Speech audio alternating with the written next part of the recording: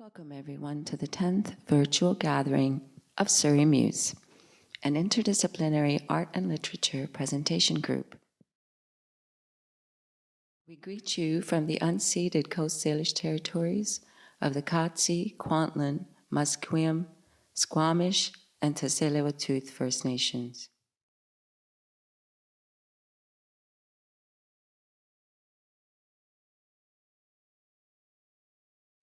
This evening, we have the pleasure of hearing from local creators, author Katherine Fawcett, poet Heidi Greco, as well as Georgia musician Hara.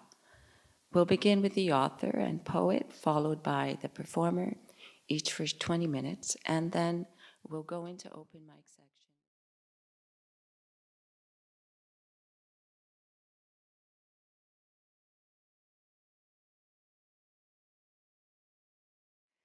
Katherine Fawcett is a Montreal-born, Calgary-raised, Squamish-based writer, teacher, mentor, arts activist, and musician.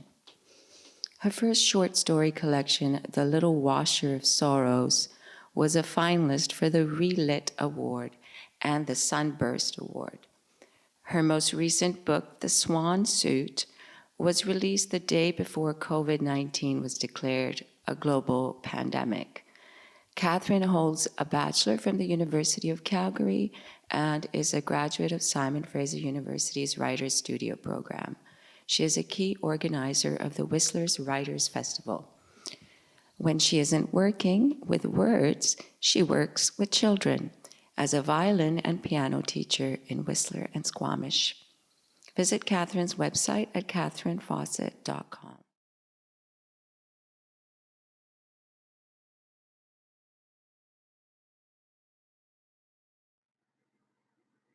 Good evening, and thank you for joining me. It's a pleasure to be here, well, in my kitchen. I'm coming to you from Squamish, BC. Proud to be Zooming tonight on the traditional and unceded land of the Squamish-Lillooet Nations. So, and it's just an honor to be part of the Surrey Muse event with these other writers and the great moderator and open mic. So thank you very much for inviting me here tonight and for being here. It'd be nice if we could be together. I really, we finally look back on those times when this would have been in a cafe or a library or some other, the bookstores and all these live events that we really miss so much. So it's good that we have a way to connect. And stories bring everyone together in such a great way too. So this evening I'm going to be reading from and talking about my new book, newest. It's called The Swan Suit. It's a collection of 14 short stories. And I'm just gonna talk a bit about my background and what led up to this book. My debut was The Little Washer of Sorrows. This was published by Thistledown in 2015. This book was many years of just writing for fun and entering contests and won a few awards for some of the stories. And eventually it was like, oh, I got enough to fill a collection and got it published. So it was quite a journey. This book, most of the stories in this book are influenced by or rooted in mythology, Greek mythology, Irish mythology, and also mythological creatures, or unicorns, mermaids, centaurs, and those kind of creatures that appear but in a 21st century context and with contemporary issues and contemporary problems. So it was super fun to put this one together. The new one, The Swan Suit, is more of a fairy tale based book than mythology, although there are lots of similarities, of course. This one is rooted in or influenced by fairy tales, some literally and more directly than others. For example, I've taken some well-known fairy tales and put either a feminist or a contemporary twist on them to make them new and interesting, but with characters who are familiar to the reader. Also, I've employed fairy tale tropes and themes and topics, subjects and ideas into stories that are completely brand new. So some familiar stuff that's twisted and some just plain old twisted. At the heart of these stories is the idea of transformation, and that is common to so many fairy tales.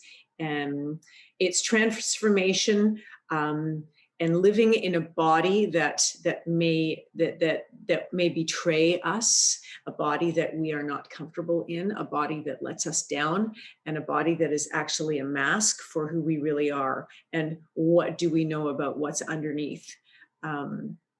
So there are some, basically a lot of those themes and ideas come into are played upon the theme of aging, human aging, mortality, menopause,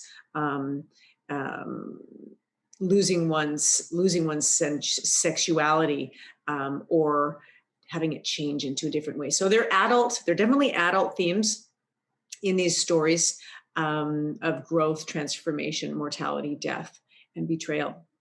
Yeah, fun stuff. So I like to explore what's underneath. So the stories are all unrelated, mostly unrelated, except for 3 of them. There are 3 stories in the book that all have the same witch and her daughter, and it explores their relationship. So I'm going to start. You like my bookmark?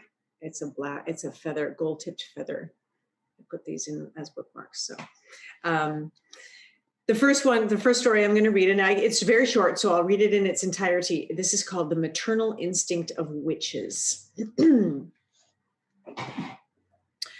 One way for a witch to amuse herself when the usual avenues of entertainment have been exhausted is to have a child.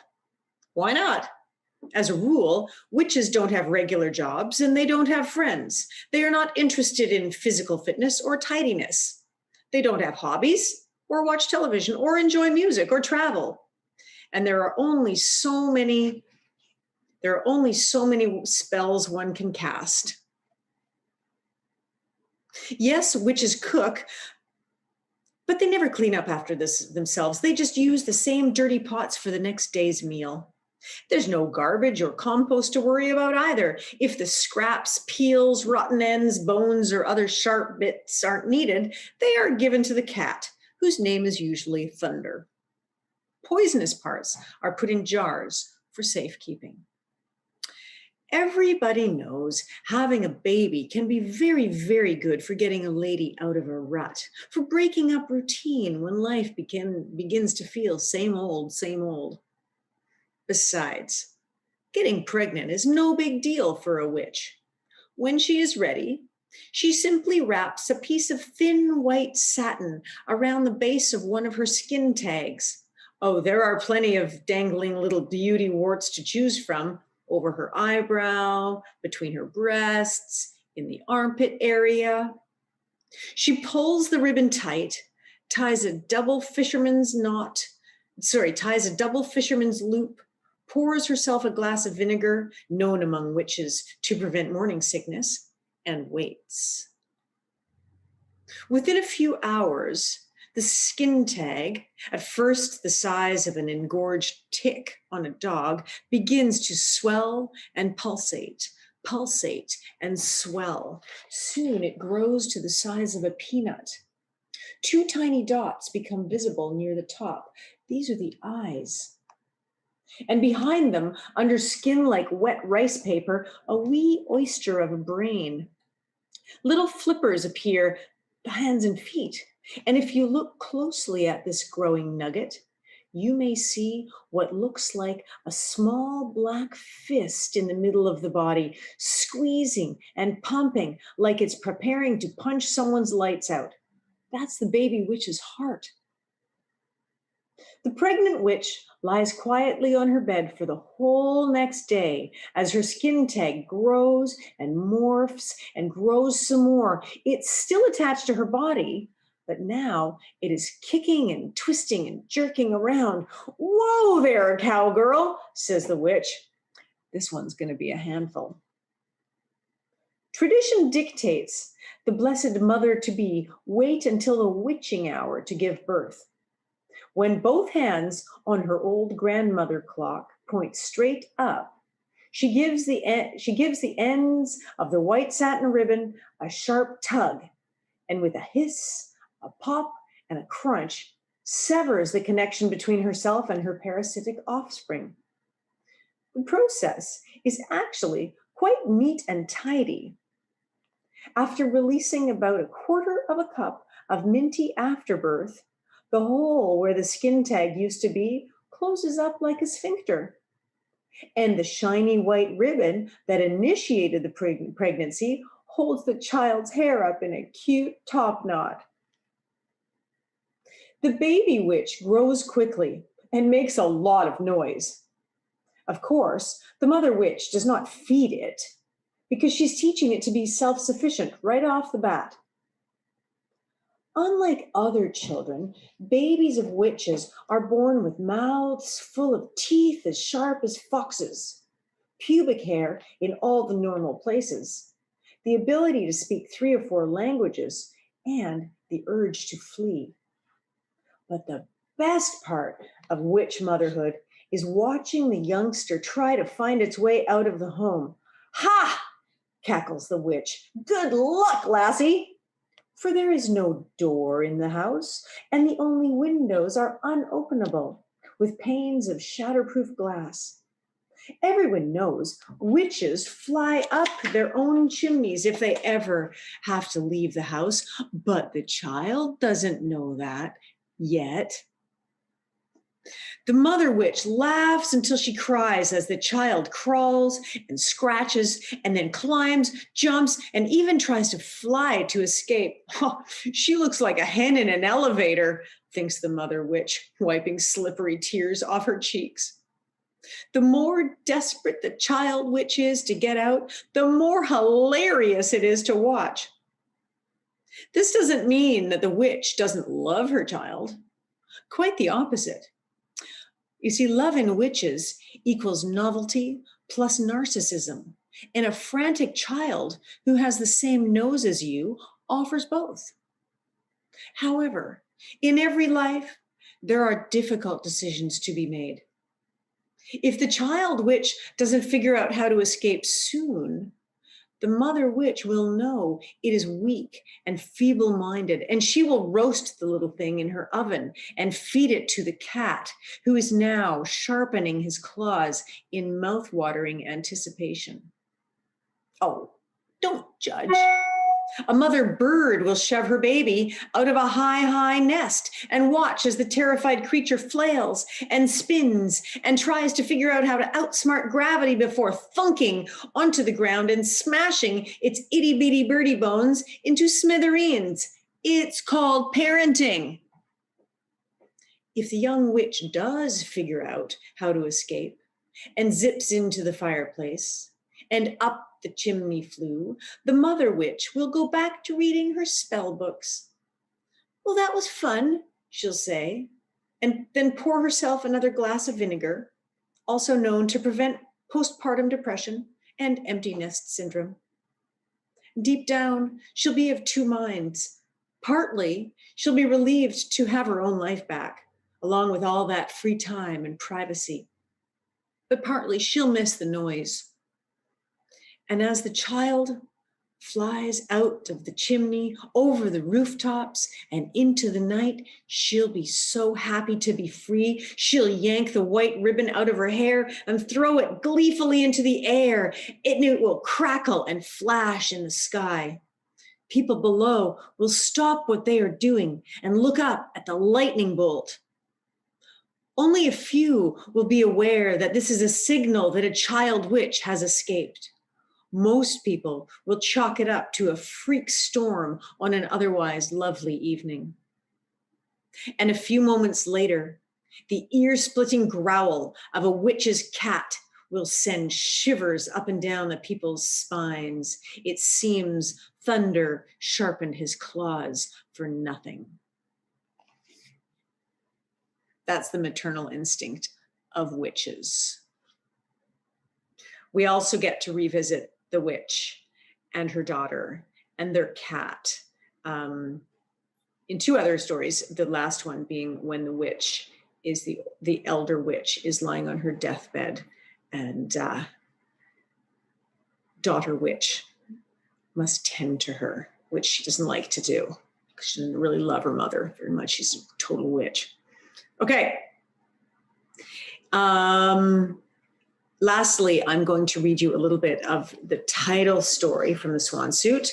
And it's all about disguises and betrayal and what's real and what's underneath. So I thought that would make a suitable title story because that's kind of the themes that run through the book.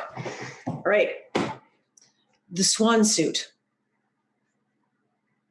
The white swan twisted her neck around and prodded her beak under the feathers on her backside. When she found the zipper head, she gently pulled it along a seam on her spine, up beneath the base of her wings and up the back of her neck as high as it would go. The swan's outer layer split apart in an upside-down V. A little wiggle, a stretch and a shrug, and the swan suit crumpled to a heap at the feet of a fair young maiden. She picked up the suit, brushed off the sand and dirt, and hung it delicately on a tree branch.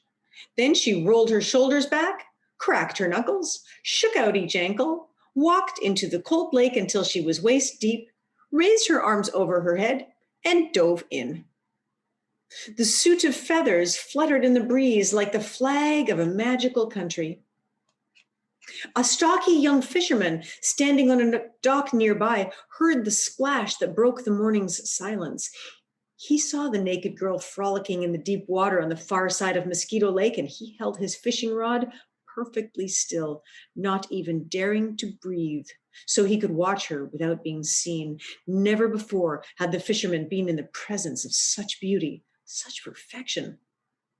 She leaped playfully forward in a somersault, and the fisherman nearly fainted when her buttocks cut through the water's surface, disappeared, and were followed by an arc of delicate toes. When she finally burst up for air, mouth open and eyes squeezed shut, a bead of drool dangled from the middle of the fisherman's bottom lip. A rainbow trout nibbled the bait off his fishhook and swam away, scot-free. After a few moments, the maiden exited the lake. Drops of water slid down her body like butter melting off a cob of bronzed Chilliwack corn. She twisted her hair to squeeze the moisture out and laid it over one shoulder. Unaware of the fisherman's gaze, she took her swan suit from the tree and stepped back into it, dressing like a burlesque dancer in reverse. She used the serrated edges of her swan beak to carefully close the zipper. Then she shook her tail feathers, stretched her neck, gave a little honk, and after a few powerful beats of her wings, flew away. Now, does our fisherman call the Audubon Society of Western Canada and report a new breed of Cygnus, one that encapsulates a woman of flesh and blood within its feathery exterior? Or would the National Enquirer be more appropriate? Exposed, half bird, half woman, shocks beastly BC bachelor with nude water play. Or does he contact his local airstrip or the aviation board? Let them know that someone dressed in a bird costume is flying around the jurisdiction, perhaps presenting a danger to low-flying aircraft. Or does he laugh it off? Does he laugh it off and check for hidden cameras? Maybe someone's playing a prank on him. Maybe the video will show up online and he'll be the butt of jokes for days, tweeted and retweeted, and then everyone will just forget about it, except for him. No, our fisherman is a romantic guy. He believes in destiny and falls in love. "I've found my soulmate," he said to his mother that evening after recounting the day's events. "She's sublime, beautiful, and monogamous." He knew the story sounded absurd, but he told her anyhow. Perhaps she didn't believe him. You couldn't blame her if she didn't. Like most fishermen, he'd been known to stretch the truth. "As the honeybee does love the flower, do I love the swan woman," he said dreamily. "Of her sweet nectar do I yearn to drink." "So," said his mother, thrumming her thick fingers on the countertop, "no fish?" It was past supper time, and the fisherman's mother, a woman of considerable weight and appetite, was famished. She went to the kitchen pantry and took out her bow and arrow. "Mama, it was love at first sight," he swooned. "With this nymph, this goddess as my bride, I shall be the envy of all the men in town. Who else could claim their wife had the grace of a swan, the face of an angel, and the body of a Victoria's Secret model?" The fisherman's mother belched inside her throat and blew it out the side of her mouth. She used to be a beauty queen, but that was a long time ago. She didn't believe in soulmates anymore. "Quiet," she said. "I need to concentrate." The fisherman's mother was a gifted archer, and her talents had served them well on days when the fish didn't bite. Decades earlier, she'd decided she needed something to fall back on when she lost her looks. When her hair turned gray, when her skin became flaky, and when fat and gravity had their way with her torso and breasts. So she took up archery and practiced daily, and now, whenever her son failed to bring home fish for dinner, she would wait for a small animal to wander innocently into the garden, usually a rabbit, raccoon, squirrel, sometimes a woodpecker, once a stray cat, once a three-legged Welsh terrier. She'd point her weapon through the hole in the torn kitchen window screen, draw back her bow, and release her arrow with a sharp twang. She never missed. But like most former beauty queens, she was lazy. Once she'd killed her prey, it was her son's responsibility to go outside, pull the arrow out of the bleeding animal's body, skin it, and prepare it for supper. "Believe it or not, kiddo, I have some experience in the field of courtship and love," she said, "so I suggest you pay attention." She shut one eye and took aim from between the green and yellow checkered curtains. "Now, go to the lake tomorrow, as usual." The point of the arrow was a missile with a direct path into the heart of a hapless creature nosing for grasshoppers at the far side of the potato patch. Fwonk! A marmot right between its big brown eyes. She placed the bow on the kitchen table, wiped her nose on her sleeve, and tucked a few stray hairs back into her bun. "With a box of chocolate, high quality, not just any old crap. I don't know much about swan food, but believe you me, no girl can refuse fine chocolate. And don't start talking about babies right off the bat. That'll turn her cold." Mother has a lot to say in fisherman's life, and it's not always good advice. So that's a little snack from the Swan Suit, and it was my pleasure to read it to you. I have really missed reading in bookstores and cafes and libraries, and it's really, really great to connect in whatever way we can. So thanks for being here, and I look forward to the rest of the evening. All right. Bye.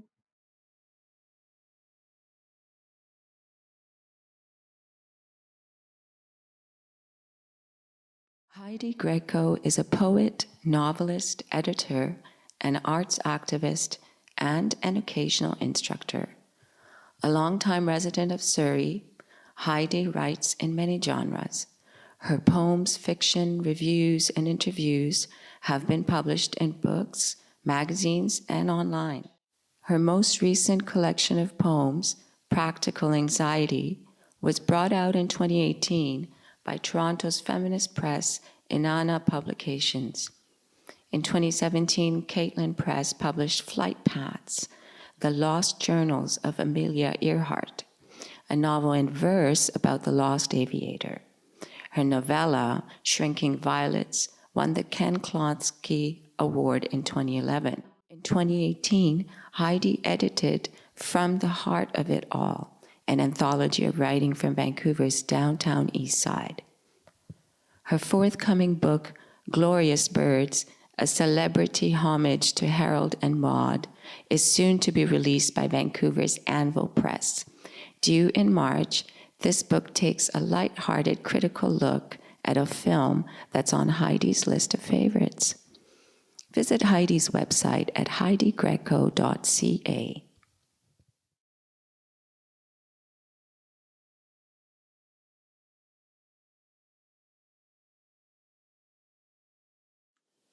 Hello. Thank you, Surrey Muse, for inviting me to read again. Today I'm reading from home. Our Zoom world carries on, where I'm on the territory of the Semiahmoo Nation and also land that remembers the now extinct Nikomakil people. For part of the reading, I'll be reading from my most recent book of poems, Practical Anxiety, published by Inanna Publications in Toronto. The beautiful cover painting was done by an artist named Jean-Jun Un. He lives in Richmond. Because this bill today is filled with wonderful, strong women, I wanted to begin by reading a poem called Women Understand the Color Red.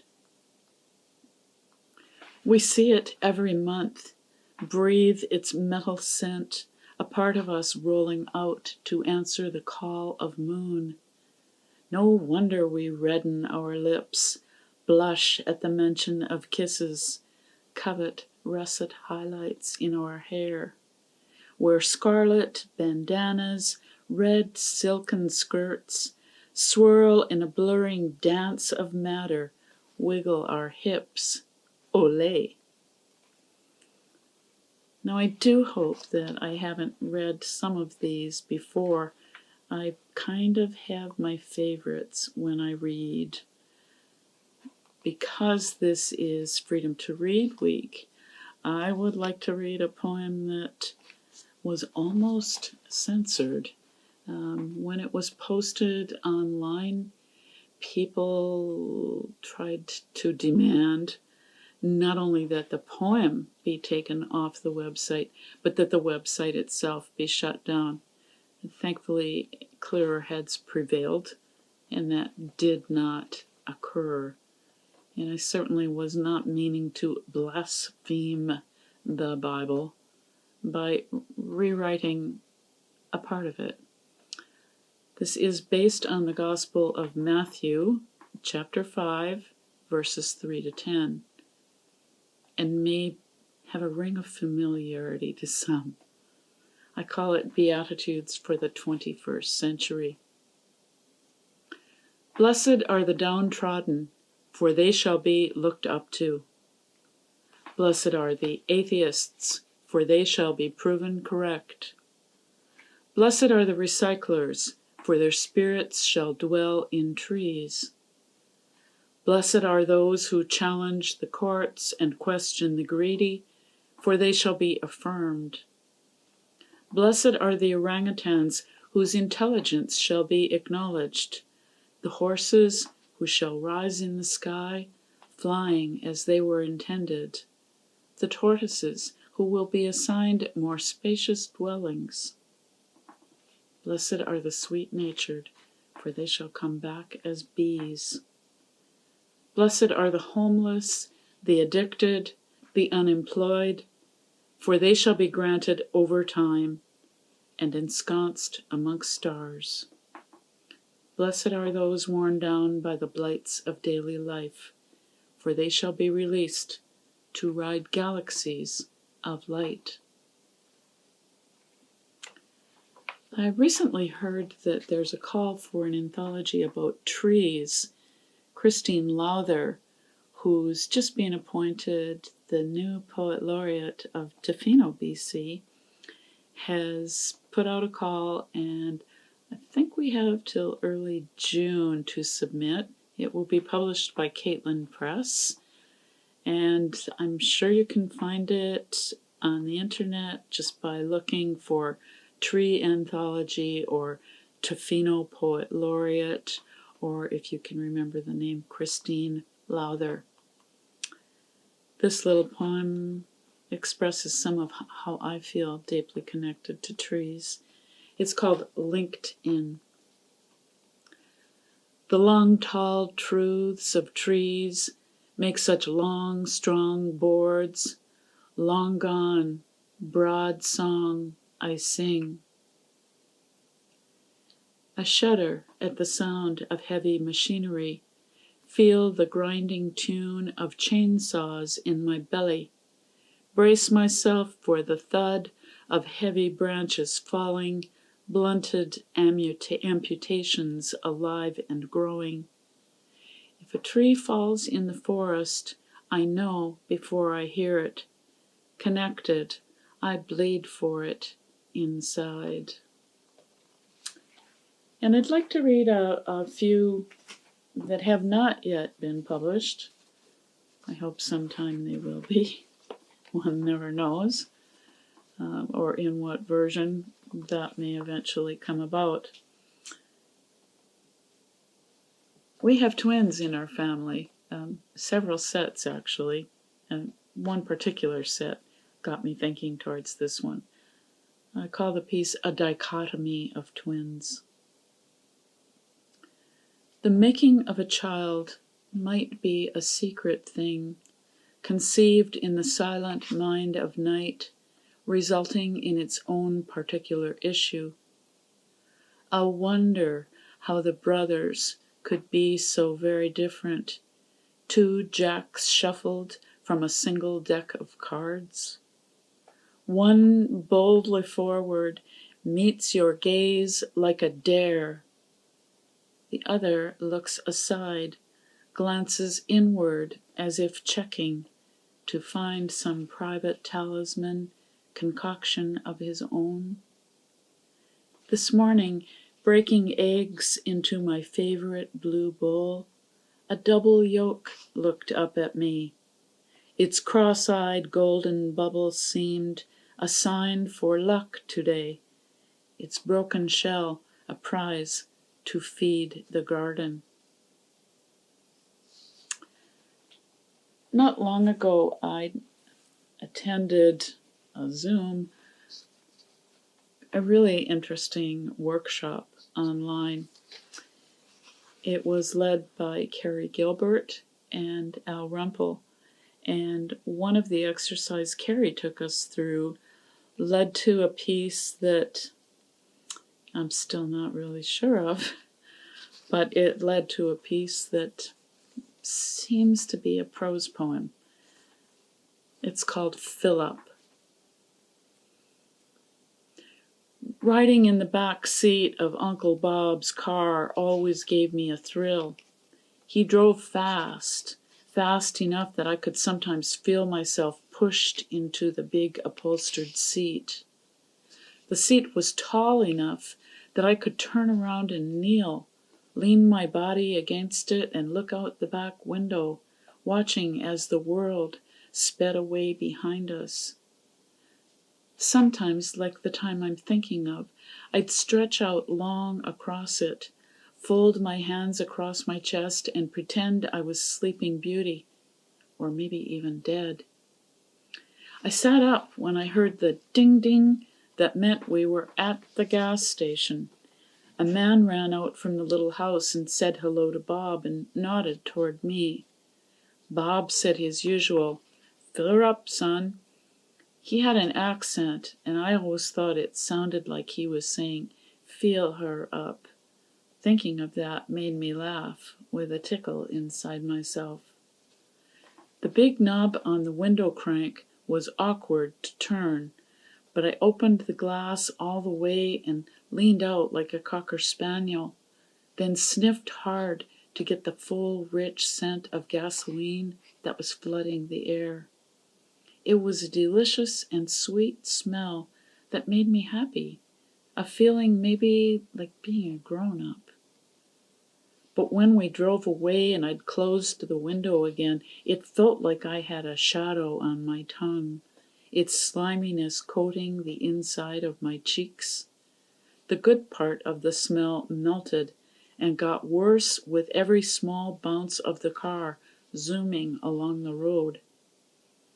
Feeling sort of dizzy, I leaned back into the seat, rolling my eyes at the blue sky and golden trees whizzing past. Then, sure enough, I threw up. Just a bit, but enough that I couldn't hold it in my mouth, and some of it went onto the upholstery.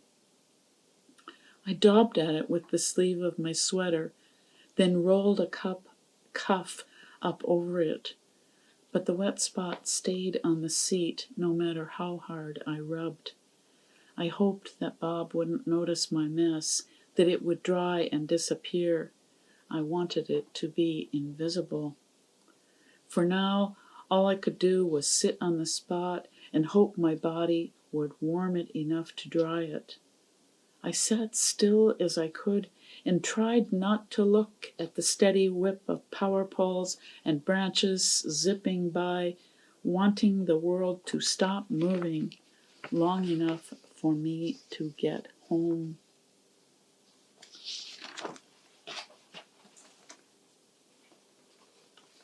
Strange prompts can lead to odd things,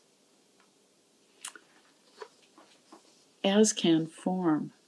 I like playing with form a lot. I challenged myself earlier this year to write a villanelle. That is a really complicated form, and it was not the success I really hoped it would be, but if you're really looking for a challenge, look up the word villanelle, Villanelle. This one was easier for me because it's haiku, but I'm calling them linked haiku because they are all together in one piece, and I call the piece Haiku Album, Photos I Forgot to Take. When the Zamboni drove down the street that hot day, how it swooped, no ice. Roadside Carolina, 5 men in striped pajamas fill bags with litter.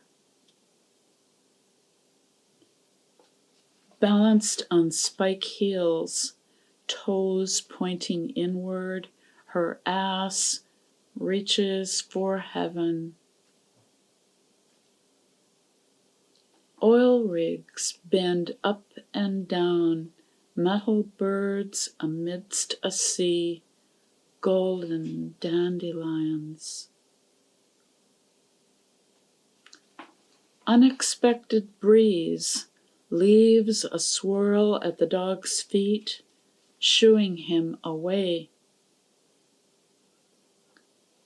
Near the liquor store, homemade Girl Guide cookie house, only $5, cash.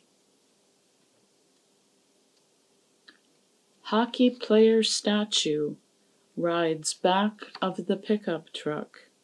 He shoots, no score. That's Haiku Album. Photos I forgot to take, and they really are things I saw, but didn't have the sense to pull my camera out for. I think I'd like to go back to Practical Anxiety and read perhaps the most practical piece in the whole book. There's probably some anxiety in it too, but this one is very practical. It's called Big Plans.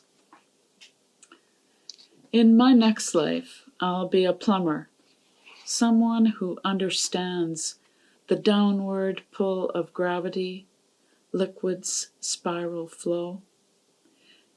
Someone who will mediate the long complaining relationship between water and aging copper pipes, the one you can rely upon to clear up complexities, a mass of hair, some tangled thought, dead in a neural maze, able to ease the cause of poundings loud in papery walls, all those taps dripping deep inside your skull.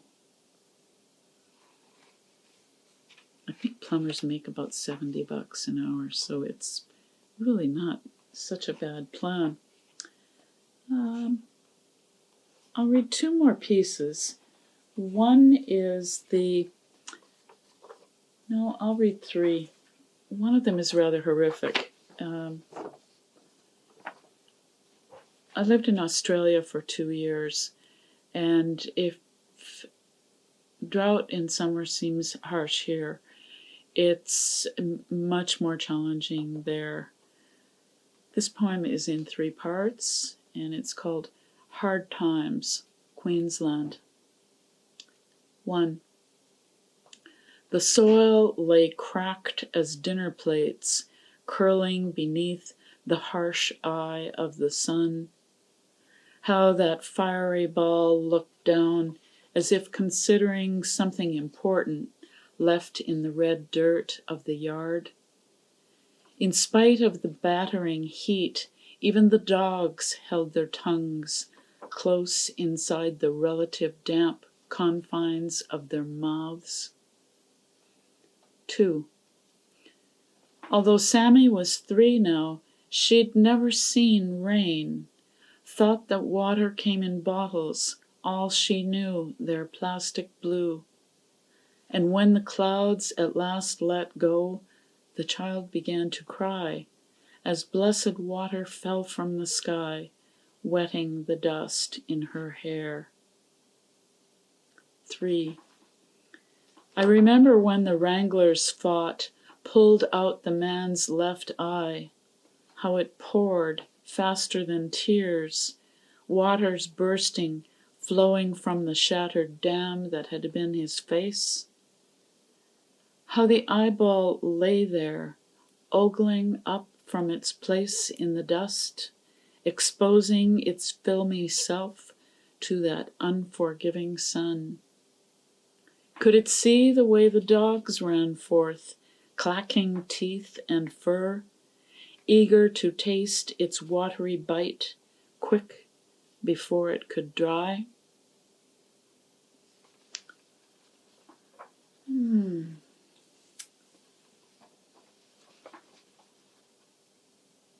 There's a small link to this next poem. It's small, I promise. My next manuscript, which I've been working on for a while, is tentatively called This Is My Good Side.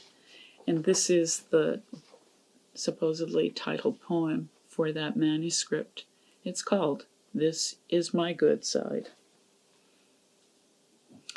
They tell me that when I was born, I was in such a rush I twisted my head, pinning my ear the wrong way, leaving it bent, as if some tiny hand were cupping it for me, maybe the better to hear. In the old album, I'm smiling a toothless grin, turned to the side, away from the ear, yet it insists on reaching around, waving a silent hello. Over time, I learned to define what I've come to call my good side, as if there were really such a thing. Right-handed, even wrongly so, whipped into obedience. Right-footed, unless stumbling over a shoelace untied. Right-eyed, though even that one is now going dark, growing a caul-like film. Gradually, even my good side has begun to remind me, soon I will have no side at all. And I'd like to close with the last piece from Practical Anxiety, which is called The Poem I Am Not Going to Write. The poem I am not going to write excuses herself daily, needs to wash her hair, rouse the dust bunnies from under the bed, empty the worn-out clothes that malinger in her closet. The poem I am not going to write promises to pay off bills, clean up the pie juice now baked into the oven, sort those mismatched socks into almost acceptable pairs. The poem I am not going to write believes the world wants happier messages. The children need prettier sandwiches in their lunches. The books deserve better poems than I can write today. Good luck with your writing, and thank you.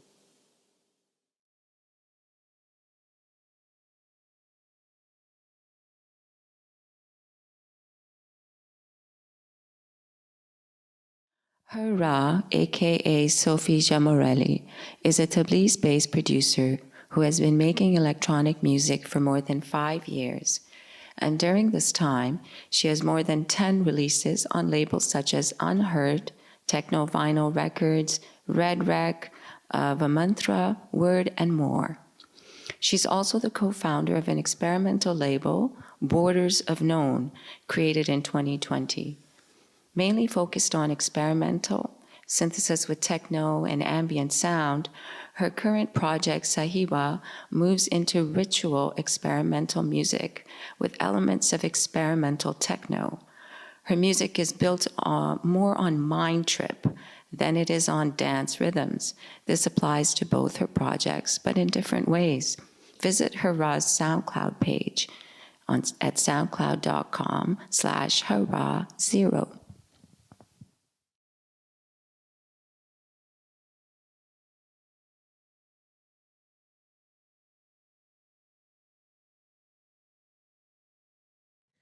Hello, Surrey Muse.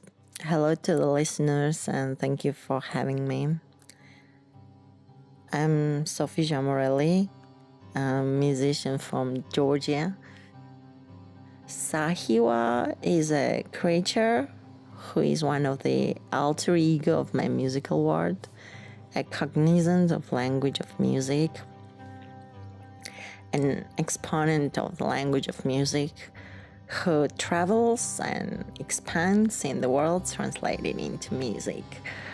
Sahiwa is such a form of existence when something expands through these perception methods.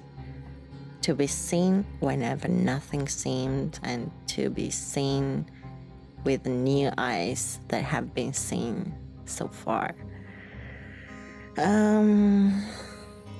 Then, as time went on, and after gathering musician friends, I went deeper and deeper into it, and it became almost daily for me, So music as a language became more understandable. The whole spectrum for body music to mind music appeared more clearly to me. So many things in the language of music have become understandable, that I realize it is a language in which I found the opportunity to convey saying much more deeply than this traditional spoken language could. By transmitting emotion that is more understandable to the listener than conveying the sense of different concepts and searching for the right match in the ocean of its interpretations. As you know, languages are too scarce to be able to convey feelings in depth. The strongest barrier in our life are the body's biological limits of human, and the second is a language which creates entire human reality. The human inner world can be extremely deep, and it can continue to deepen infinitely. Human is not just a body, it's a model of thinking, right? And we have to try to fit somehow into the framework of what is called language. Language is a harder problem. The listener solves the task with that he knows. He thinks he knows what you're talking about, but he can't think that he understands you and answers you to something completely different from his world. And he is sometimes surprised that he attach importance to such events because he sees other events. Language has many other problems beside this. I would say this is just one of the problems. In the scientific world, this is called the Dunning-Kruger effect. We know that there is no absolutely identical vision, and translation is very distorted because the language doesn't look like thinking, but it's simply translated, just as it was created by evolution. A common problem with all languages is that events are called names. The notions developed by the world are constantly changing, and many things causes this change, which is why right or wrong moral categories are subject to time, ideology, knowledge, and so on. It is also largely tailored to the needs of human majority. We measure the world from these needs, but we do not know what we need, just as children do not know what they need, except simple needs, of course. We do not look too deep because we obey these instincts with the illusion of freedom. So cognition has always been and will be the harder way to get beyond of this frame of humanity. Humanity which is already equally lost. So the more acceleration, the greater the inability to control the direction. In such an era, people live in an array of powerful emotional storms, the expression of which require the search for new depth in art. We are trying to expand it to one corner with a language called music. Because language lags behind all the human have comes to, man needs a new language, as well as in depth study of existing forms of expression.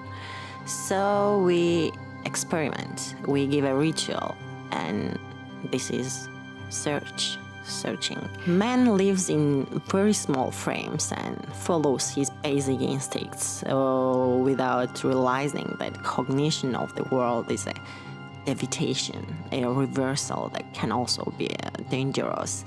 However, if you understand the way correctly, all that brings about what is called consciousness growth. It is our desire in an age that lives in an informational storm, and the number of unspoken emotions is increasing as man faces events unknown to his evolution.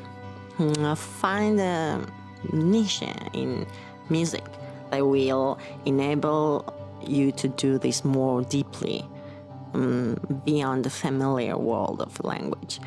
According to this idea, we named our label Borders of Known. Our experimental music is a search into the depth of this language.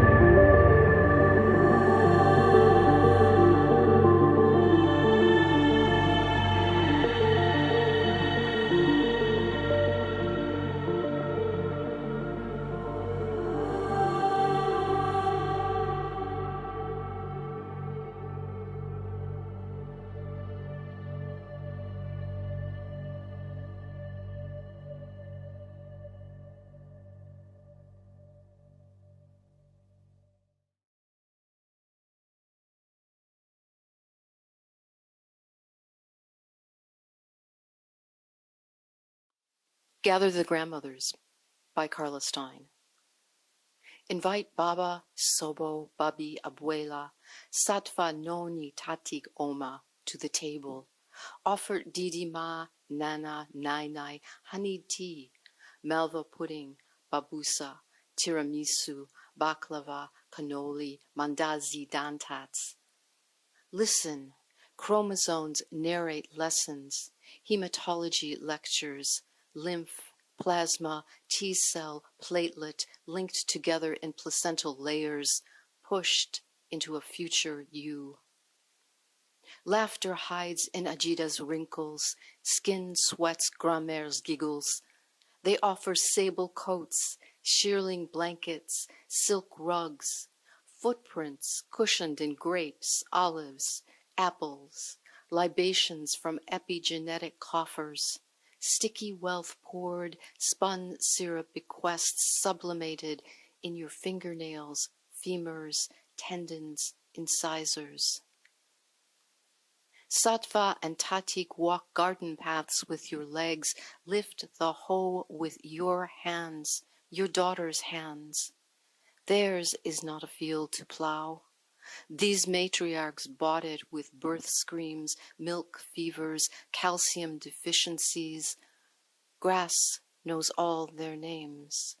Resurrected in plantain and burdock, dandelion and chickweed, wild carrot weaves wedding gowns, sings lace lyrics. How far can you dance with Sobo? Back to the beginning? The first hearth? A stone ledge? The skinned rabbit? Barley pounded? Wheat threshed? Yeast settled? Bread risen? How many mouths, thankless, demanding, ate her labors? Still she and hers dance to you, Abuela's round hips, Sattva's sagging thighs. They wait, drape your hair through their cheekbones, peek from peripheral visions, tease you in dreams, write biographies in your cartilage and sinew. Do you hear the lies alive in your blood? Have you searched out sister mothers? Tire-marked squirrels you never met, frogs, tumor-laden pike, whitefish, sea-riddled salmon, motherless wolf cubs, bears, corpses of 1,000-year-old cedars, mumble prayers for daughter names not on your family tree. DNA longitudes cannot locate their graves. Grandmother pines tune violins deaf, voices stolen, sealed, black-backed bittern, Labrador duck, Colombian grebe, double-banded argus, reunion kestrel, polo ui, akipa, ala otro grebe, vocal cords twisted into ligatures, nested in glass cases, an archive of hollow eggs. Whoops, caws, warbles, peeps, cackles, shrieks, twitters, cheeps, embed in amber, snap strings. Placenta by placenta, egg sac by egg sac, iron forged, generation by generation, cord by tooth-cut cord, Didima, Nana, Ajida, a trail of Gretel bones stuck through cage bars, not fat enough to crush acorns, fend off vultures. Chant apples, toss peppermint seedlings. Tefnut, lion goddess, speaks in unseen mouths, voices steeled, watch lion kills, steal bones from worms. Barefoot souls count grass words, glide on a threshing voice, step dance poems, ring laughter from dead lips, blue aromas mutter, sacrificial rainbows, reindeer bones, circadian rhymes, stone circles, red hawk spirals, infant eagles trill for a carrion supper. Folk tales, superstitions, plots, excuses masquerade as truth. Tatik scratched the beginning of knowing, shaped in olivine dens sunk in ocean trenches, no knowledge bred there. Oxygen exhaled by spirulina babichkas, oscillatoria, lichens. Reach back, see Yaya's palms open past the planetary voice across a cuticle bridge. Swallow the leaf mold melody, speak a trillion tongues in mitochondrial fires. Names enunciated in blood, in buffalo jumps, beaver pelts, otter skin, foxtails, carved ivory, passenger pigeon wings. We are with you in scrapings under your fingernails. We hide under shovels, cringe as concrete fouls our molecules, clogs ribosomes, centrioles. Who will pour libations to our thirst? When the grandmothers join this dance, will rain still fall? Knowing without knowing, grandmothers turn to their grandmothers, offer gifts to granddaughters, the gifted obliged to regift, cycles for harvest, pottery shards, worn teeth, spilled wheat, knives sharpened on stone voices, wool washed, woven into swaddling and shrouds. Cedar bark soaked and plated for blankets and baskets, salmon, anchovies, lingcod stripped from scales, sun-dried, fire-cured, to feed the newborn, the unborn, the yet-to-be conceived.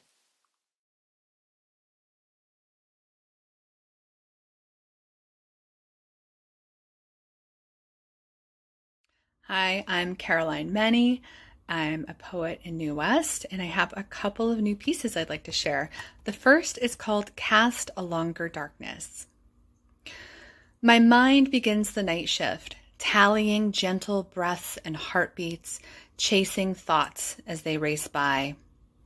My body wakes me early, its burdens curled up on the floor beside me like Sunday dogs about to rouse.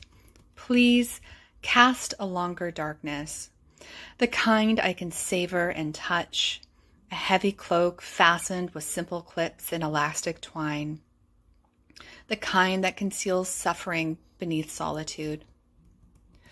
I lie still under the folds a while, till I can welcome the shitty day. Cloak me.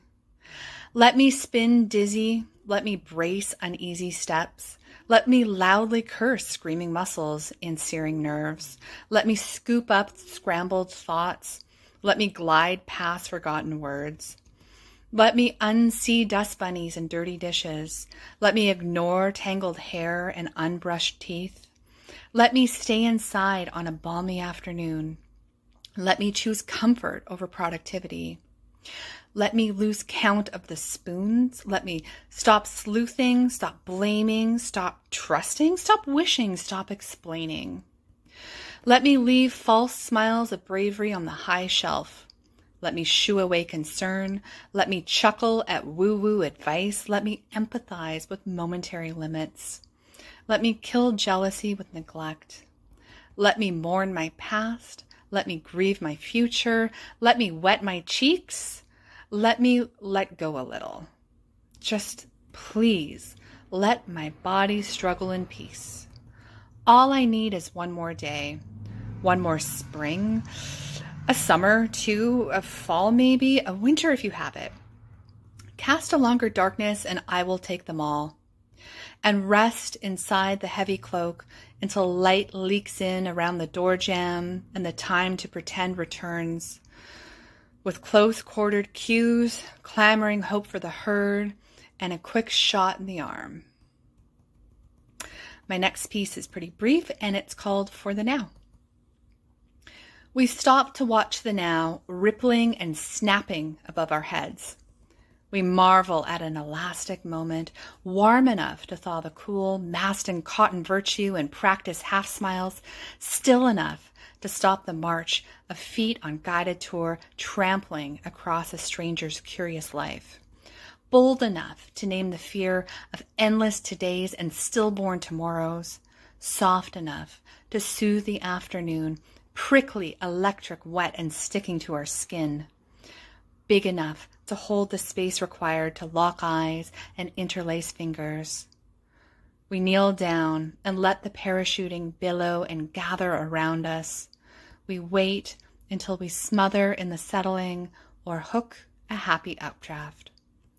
Thank you.